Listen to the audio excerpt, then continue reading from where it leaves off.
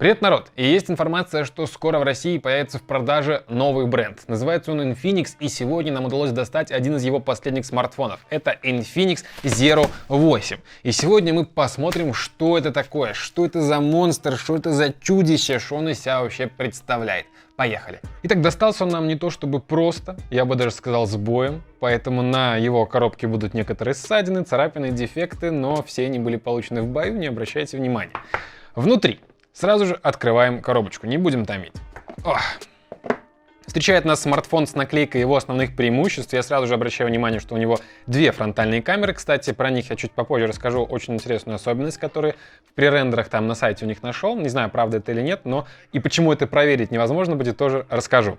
Итак, экран 6,85 дюймов, довольно здоровенький. При этом есть поддержка 90 Гц. Чипсет MediaTek Helio G90T, не самый плохой чипсет. При этом у нас версия на 8 гигабайт оперативной памяти и на 128 гигабайт встроенной.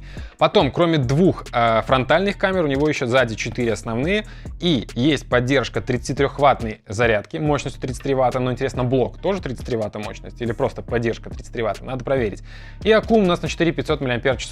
Сзади дизайн, уже мы его видели в пререндерах, в принципе это не ново, но смотрится очень свежо. То есть они делают что квадратные модули, прямоугольные, ромбиками, кругами, ну что угодно делают, но в принципе смотрится очень даже симпатично. Опять же, вопрос цены мы не затрагиваем. Почему? Потому что мы ее еще пока не знаем. Поэтому вот здесь очень сложный момент, судить не так легко, не зная его цены. Но если посмотреть ценник для Индии, а он всегда меньше для Индии, там в районе 230-250 долларов. В России по-любому будет побольше. Вот. Так, сначала мы отклеим эту пленочку. Обратите внимание, кстати, интересно, она непрозрачная с таким, как называется, отражающим элементом. Не знаю, зачем это сказал, это не важно. Пока он включается, глянем комплектацию. А тут она, говорят, жирненькая. Во-первых, он на базе Android 10 сейчас. То есть у него должны быть зашиты все гугловские сервисы, у него должен быть Play Market, в общем, все должно быть по красоте. Сейчас вы видите запуск X. И это у него XOS, у них своя оболочка, то есть есть MIUI, как-то знаете, есть One UI, здесь в принципе XUI. И мне вот интересно посмотреть, что она из себя представляет, на что она похожа. А у нас оболочка уже давно, кто-то что-то комбинирует, что кто-то у кого-то берет, и в принципе даже получается неплохо, например, как с Realme. Так, ванночка, неинтересно. Дальше конвертик. В конвертике обычно ничего интересного нет, я думаю, здесь это не исключение. Так, скрепка, понятно. Какие-то наклейки. О! Здесь есть пленочка. Нормально, кстати, да, при появлении каких-то новых брендов зачастую не найти на них аксессуаров, ни чехлов, ни пленок, но здесь в комплекте сразу же положили нам одну пленку. Это наклейки неинтересные. Дальше. X-Club, что-то у нас тут. Это брошюрка. И я вижу, что это у нас за панелька. А, это наклейки. Это наклейки. Тоже как бы на свету они играют. Видно, да, на камеру? И интересный момент в том, что я вот смотрю, вижу, как бы есть наклейки Infinix, The Future is Now, то есть какая-то надпись, и 8, 0808. То есть, видимо, наклейки делаются под каждый смартфон, как это называется правильно, индивидуально. Ну, такой подход, он тоже в мелочах приятен. То есть, как бы наклейки, вот нафиг они нужны? Ну, просто приятно. Дальше. Что я говорил? Найти сложно аксессуары, пленку найти сложно, поэтому есть чехол.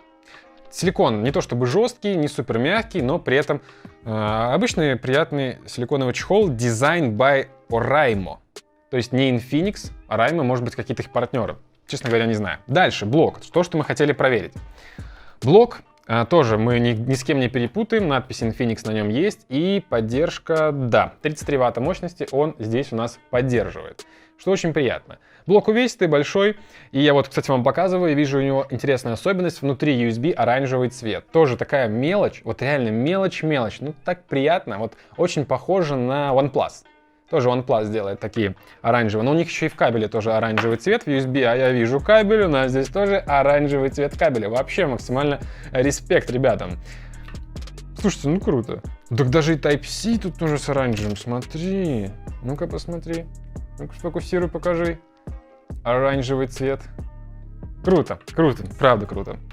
Ну это просто, не знаю, но вот какие-то радости, мелочи есть. Что это? Наушники. Это наушники.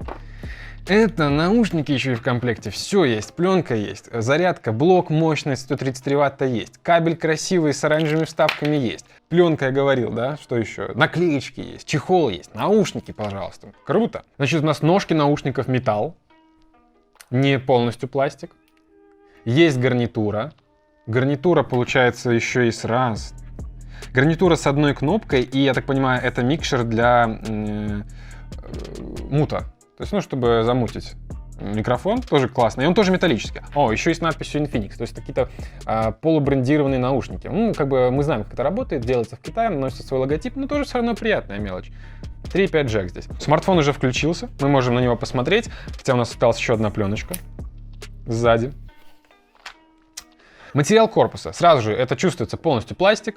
Пластик по граням, пластик сзади. Здесь, причем пластик грани и пластик сзади, он очень сильно отличается. Интересный момент в том, что вот этот цвет, ну, перелив, это одинаковый материал, но мы видим, как будто он как разный. И при этом вот этот цвет, я не знаю, передает ли камера, он как будто очень-очень схож на алюминий, на металл. Смотрится красиво. Но я вот держу в руках и понимаю, что все-таки грани дешман. В принципе, как и сзади. Ну, он и прогибается как бы. Ну, вот есть в этом минус. Конечно, не хотелось бы, чтобы он так прогибался. Ну, все же это пластик. По основным 5G поддержки нету. Камеры спереди у нас 48 мегапикселей плюс 8. Вот, кстати, момент. Как раз таки расскажу про фронтальную камеру, что написано в пресс-релизе.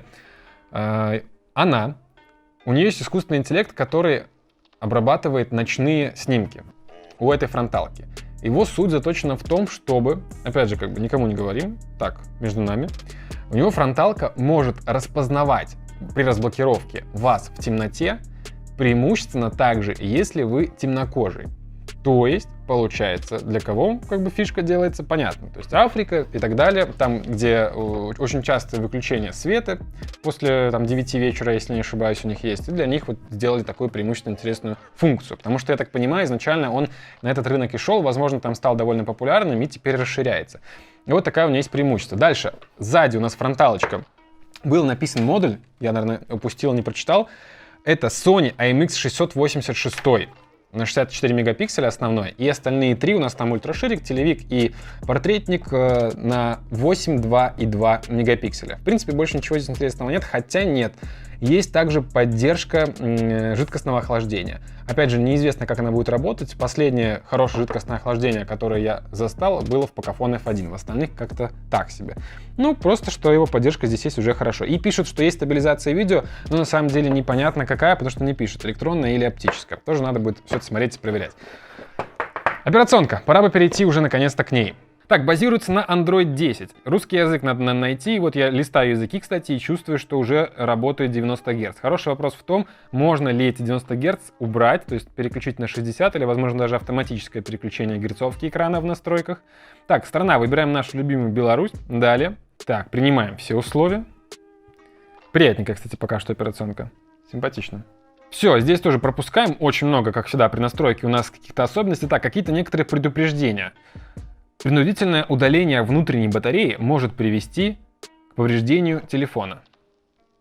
Я не знаю, как можно удалить батарею с монолитного корпуса и кто вообще этим будет заниматься. Но для кого-то что-то предупреждают.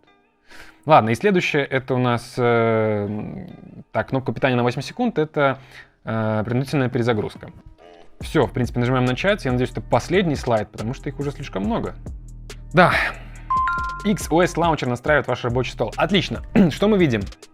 По значкам очень что-то похожее на One UI самсунговскую.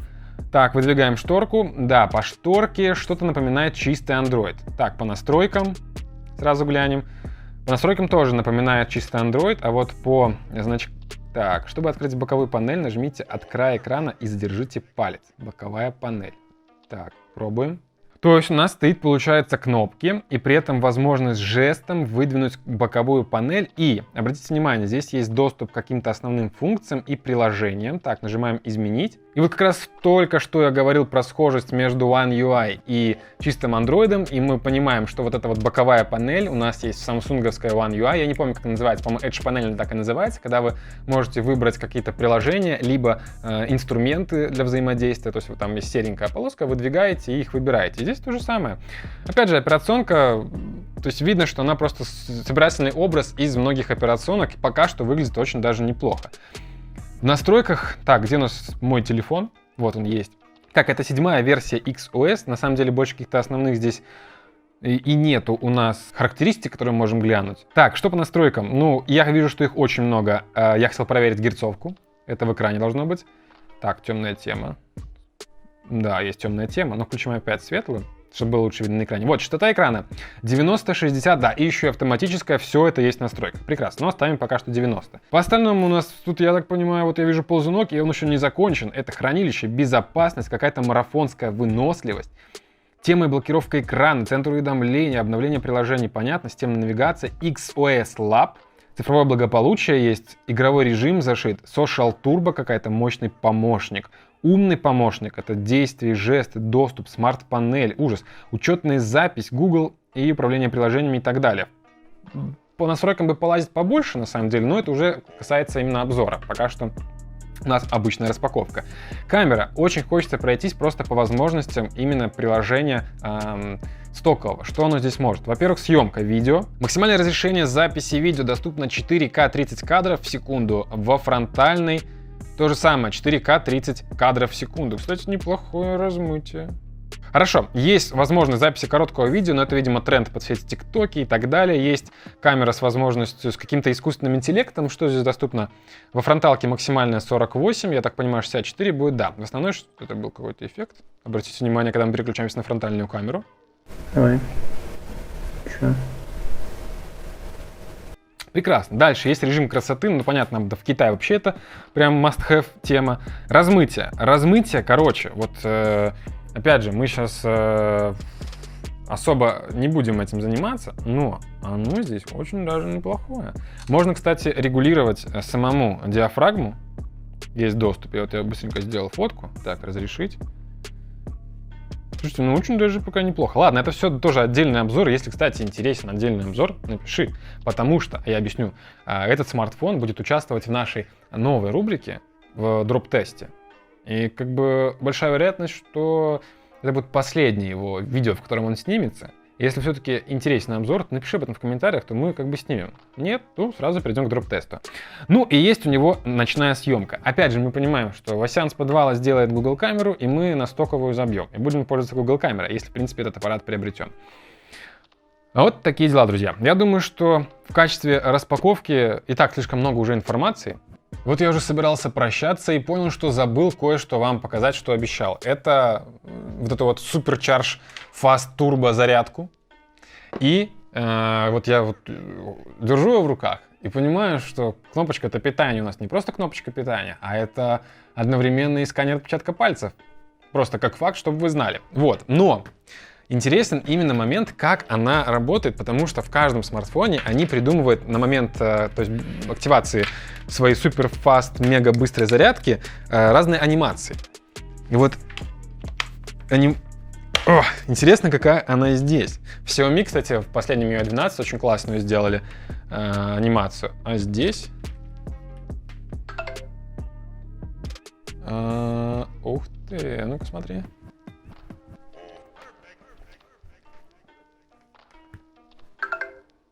Ну, как бы это тоже не симпатично, но активируется их Supercharge, и мы видим в реальном времени наполнение зарядом в процентном соотношении вплоть до сотых долей. То есть, если вам вот нечем заняться, вы можете взять с 1% и до 100 и вот так за этим делом наблюдать. Зачем, непонятно, но не, на самом деле шучу, это выглядит очень круто. Это выглядит реально симпатично, никто так еще не реализовывал. Вот, ну в принципе нам пора будет, наверное, закончить, это уже распаковка растянулась чуть ли на какой-то обзор. Короче, если интересный обзор, напиши об этом в комментариях. Если спустя какое-то время не будет интересен, то на основном канале очень скоро будет краш-тест, дуэль между этим смартфоном и Redmi Note 9 Pro. Эти два смартфона будут участвовать в одном краш-тесте, краш-дроп. Короче, там все будет одновременно. Кто из них окажется крепче? Будем проводить вот на этом стенде. Вот, ну, все, короче, пока.